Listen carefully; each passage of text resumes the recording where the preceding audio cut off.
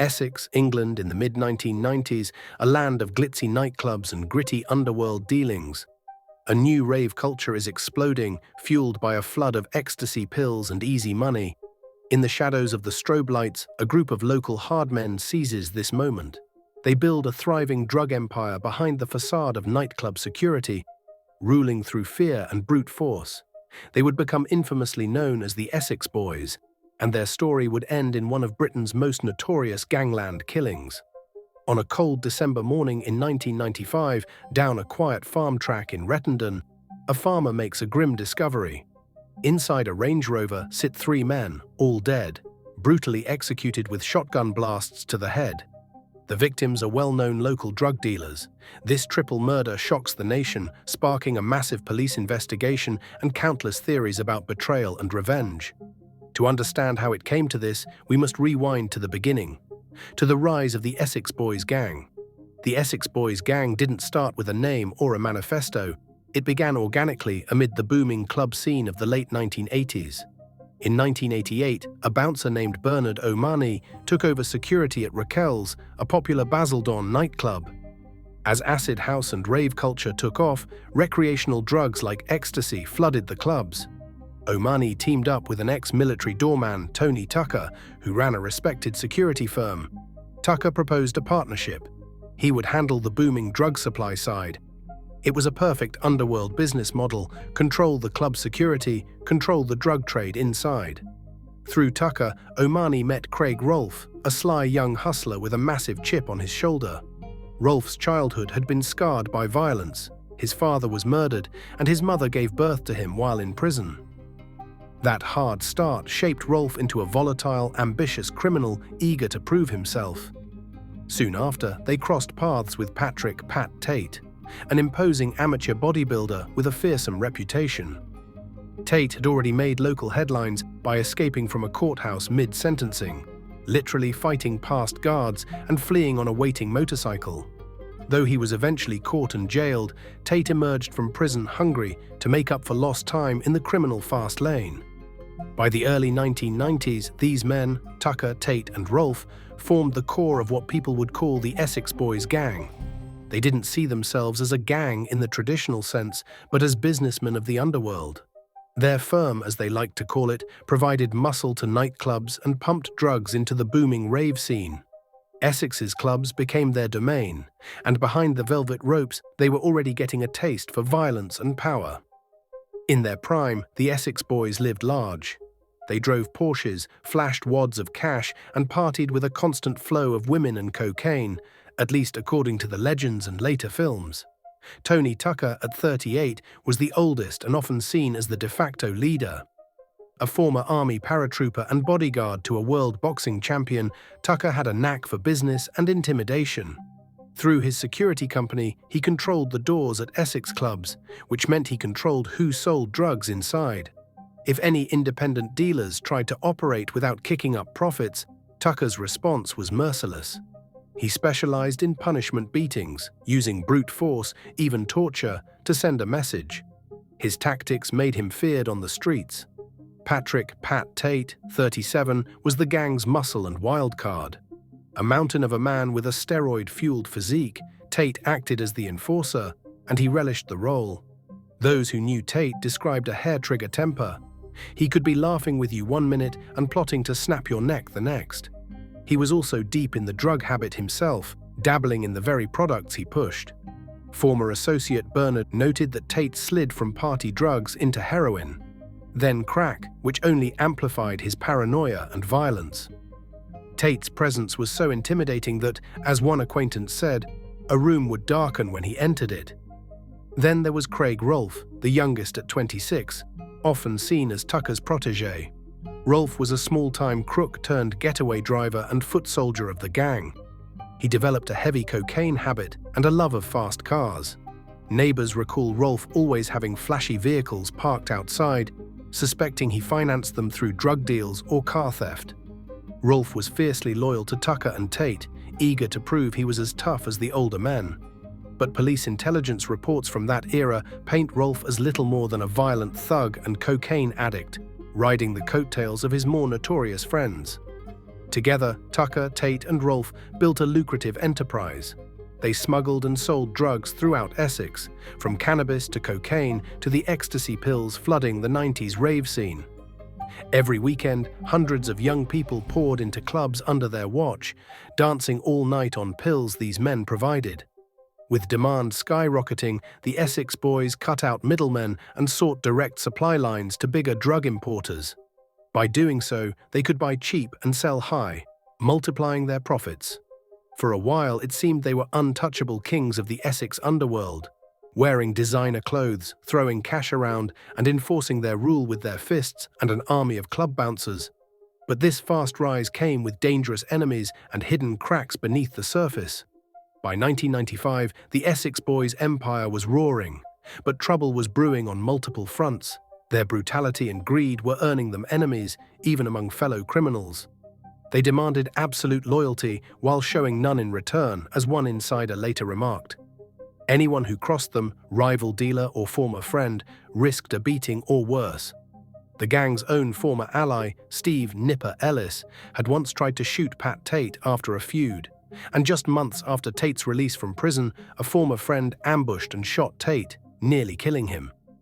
Tate survived that 1994 assassination attempt, but it was a warning. Even in the underworld, the Essex Boys were making dangerous waves.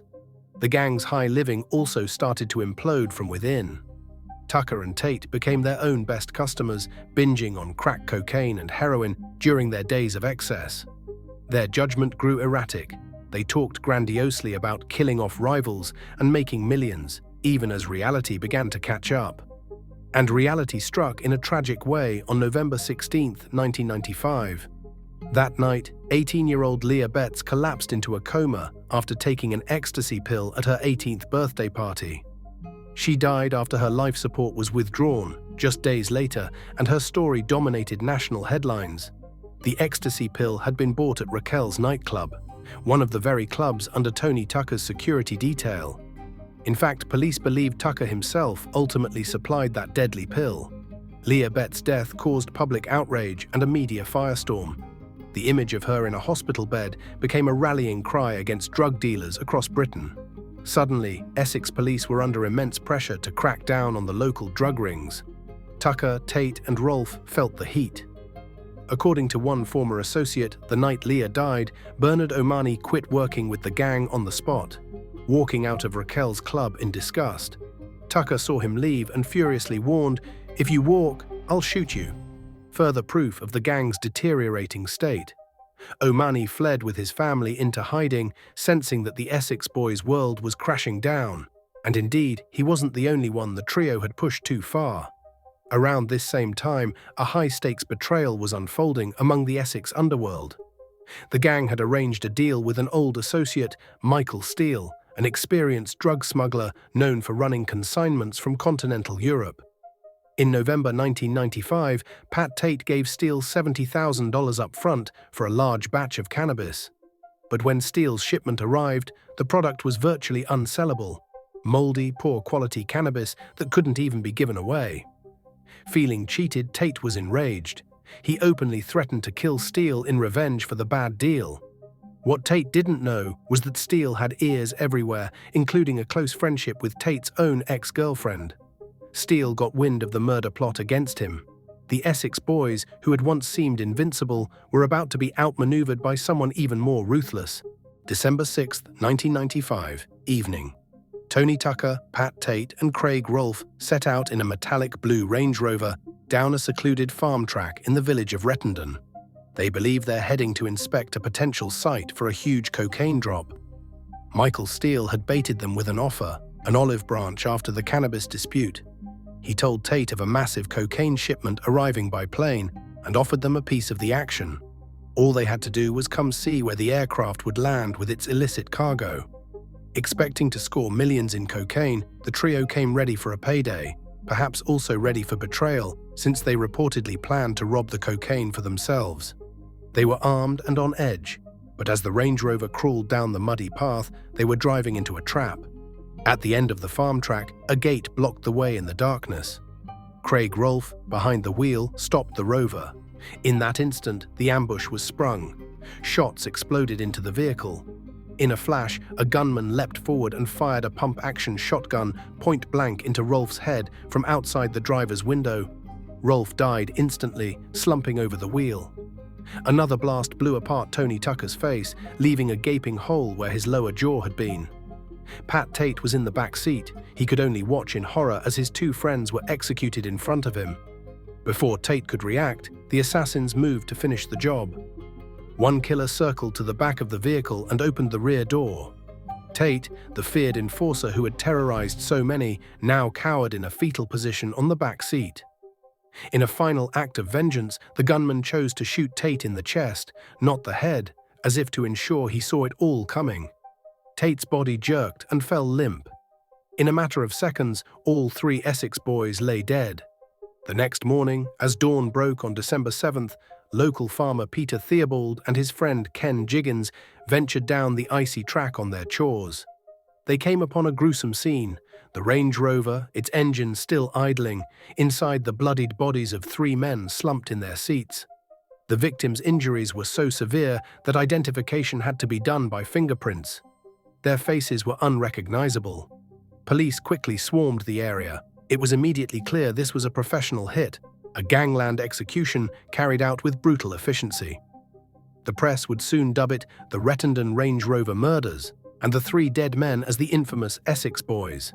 Investigators realized that virtually everyone who had dealt with Tucker, Tate, and Rolfe in the underworld now had a motive for murder. These men had double-crossed, threatened, or stolen from so many that the list of suspects read like a who's who of Essex crime. The triple murder on a quiet country lane was about to become one of the UK's most infamous criminal cases. The Essex police launched a massive investigation, codenamed Operation Century, to hunt down the killers. For months, a task force of detectives chased down leads in the criminal underworld. But initially, progress was painfully slow. This was an insular gangland where few were willing to talk. Rumors swirled. Some said the trio was killed by rival crime bosses they'd angered. Others whispered it was payback for the Leah Betts tragedy, a revenge hit ordered by vengeful friends or even rogue police. Every theory seemed plausible, yet hard evidence was scarce. As the months passed, the investigation struggled. Operation Century yielded no immediate arrests or charges. The case threatened to go cold until a lucky break arrived in an unexpected way. May 1996, 5 months after the murders, police pulled over a van during a routine drug operation and found 10 kilograms of cannabis inside. The driver was Darren Nichols, a former BT engineer and low-level trafficker. At first glance, Nichols was just another small fish, but detectives soon learned he had personal ties to Tucker, Tate, and Rolfe. Sensing an opening, investigators pressed him about the Rettendon murders. Cornered and facing serious charges, Nichols broke the gangster code. He decided to talk, and what he revealed blew the case open. Darren Nichols confessed that he'd been the unwitting getaway driver on the night of the murders. He laid out the whole plot. Michael Steele, the smuggler who Tate had threatened, had organized the hit with help from Jack Womes, Steele's trusted right-hand man. According to Nichols, Steele lured the Essex boys out to the remote farm lane under the guise of a drug deal. Then Womes sprung the ambush from the shadows. After the shootings, Nichols claimed, Womes called him on a mobile phone and ordered him to pick up the assassins at the end of the lane. When Steele and Womes climbed into Nichols's car, they were spattered with blood, their adrenaline high. Only then did Nichols realize in horror what had just happened. Nichols's testimony painted a vivid picture. He even recalled Steele's chilling words after the murders. It was the ultimate revenge. Steele had eliminated the men who had crossed him. Armed with Nichols' inside information, police felt they finally had their suspects. In May 1996, Michael Steele and Jack Womes were arrested and charged with the murders of Pat Tate, Tony Tucker, and Craig Rolfe. The Essex Boys case, once a wall of silence, was now heading for the courts, propelled by the explosive testimony of a supergrass informant. Trial and conviction. The trial of Jack Womes, 36, and Michael Steele, 55, opened at London's Central Criminal Court, the Old Bailey, in late 1997. By January 20th, 1998, after weeks of testimony, the jury delivered its verdict. Both men were found guilty on 3 counts of murder for the Rettendon killings. In a dramatic sentencing, Mr. Justice Hidden addressed the 2 convicts, saying, "You lured them to a quiet farm track and summarily executed them." Both Wombs and Steele received life imprisonment, effectively triple life sentences with a minimum of 15 years to serve before any parole consideration. The reign of the Essex Boys gang had definitively come to an end in that courtroom. The prosecution's case had hinged on Darren Nichols' testimony, a fact not lost on anyone in court. Nichols took the stand as the key witness, detailing how he had driven the getaway car and seen Wombs and Steele with blood on their clothes and dismantled weapons right after the murders. He even claimed Steele remarked he felt like an angel of death following the killings. It was powerful, chilling evidence. However, it was also evidence from a confessed criminal cutting a deal. The defense hammered at Nichols' credibility, highlighting that he was a long-time drug dealer who had turned informant only to save himself. Indeed, Nichols had secured a new identity and a reduced punishment in exchange for cooperating. Still, the detailed insider knowledge he provided aligned with forensic evidence of how the ambush was carried out. In the eyes of the jury, the story held together. Outside the courtroom, the public and media reacted to the verdict with a mix of relief and intrigue. The general public, many of whom had been horrified by the bloody end to this Gangland saga, saw justice served. The violent drug dealers were either dead or behind bars. Tabloids had dubbed it an Essex Boys massacre, and the resolution seemed like the closing of a deadly chapter. Yet within the criminal world, and even among some law enforcement circles, the whispers didn't stop. Could 2 men's testimony, 1 dead? Nichols claimed Wombs admitted it, and 1 alive, Nichols himself, really be the whole truth? Some wondered if others had gotten away with involvement, or if Steele and Wombs were even guilty at all. But officially, the case was closed. The Essex Boys were history. In the years after 1998, the Rettendon murders case refused to fade away. If anything, it grew in infamy. Books, documentaries, and even feature films kept the public fascinated by the story of the Essex Boys. With the spotlight came scrutiny and controversy.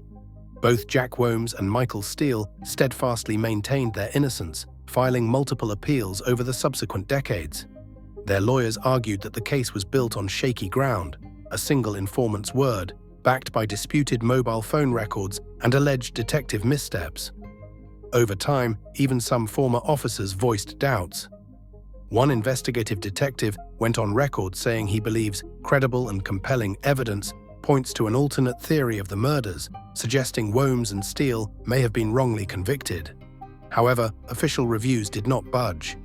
The convictions were upheld through appeal after appeal, and in 2023, the Criminal Cases Review Commission declined to refer the case for a new appeal, citing no new evidence of a miscarriage of justice. Essex police insist the verdict was sound and that no fresh evidence has emerged to challenge it. Meanwhile, Darren Nichols disappeared into witness protection, rumored to have even cooperated with media projects under aliases.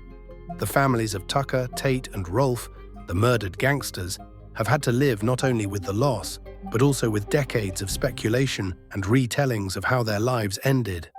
As for the Essex Boys gang, it truly died that night in 1995 on the farm track.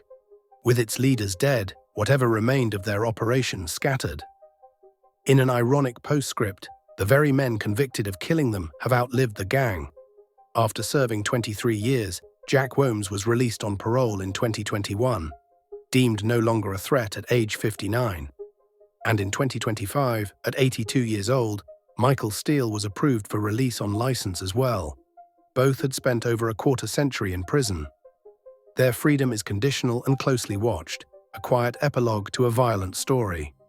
Yet even now, questions linger, and some continue to hunt for the real truth, as if unwilling to let the ghosts of Rettendon rest.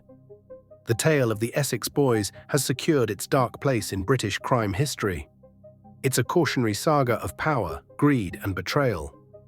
What began with a few bouncers peddling party drugs spiraled into a drug empire soaked in violence, and ended in a bloodbath on a quiet country lane. The Essex Boys murders became infamous, a story retold endlessly in newspapers and true crime shows. It inspired multiple films, from Essex Boys, 2000, to the rise of the Foot Soldier franchise, all attempting to capture the gritty drama of these events. But those Hollywood versions often glamorize the lifestyle, showing flashy gangsters and luxury. The reality, as those who were there will tell you, was far from glamorous. The three murdered men died heavily in debt. The Range Rover they were found in wasn't even paid for outright. They lived paranoid, brutal lives and met violent deaths, leaving broken families and countless victims in their wake. In Essex, the memory of that cold December morning in 1995 still lingers. Locals remember the police roadblocks, the frenzy of press, and the unsettling realization that such organized violence had erupted in their backyard. Some say it marked the end of an era, the bloody full stop to the Wild West days of the UK's early 90s drug scene. The field in Rettendon has since grown quiet again, but people still drive by, aware that it was the setting of a modern gangland execution. A small memorial cross often stands at the site, a reminder of lives lost to the drug underworld. In the end, the rise and fall of the Essex Boys gang is a story of criminal hubris. Three men who built a reputation terrifying others were themselves ultimately terrorized and betrayed. Their ascent was steep, and their downfall even more so. From running the doors of Essex nightclubs to dying in a Range Rover on a lonely farm track. It's a story that continues to fascinate and repulse in equal measure, a stark portrayal of how loyalty among thieves can turn to slaughter. The Essex Boys wanted to rule the underworld of Essex, and for a while they did. But it cost them everything. Their legacy now is a warning of what awaits those who live by violence and greed. Either a prison cell or an unceremonious end on a dark back road.